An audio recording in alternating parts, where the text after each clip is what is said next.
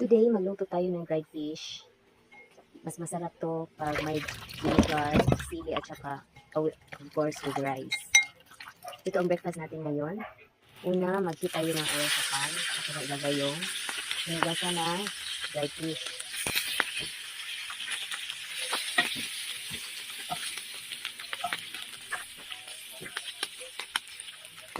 Madali lang itong lutuin.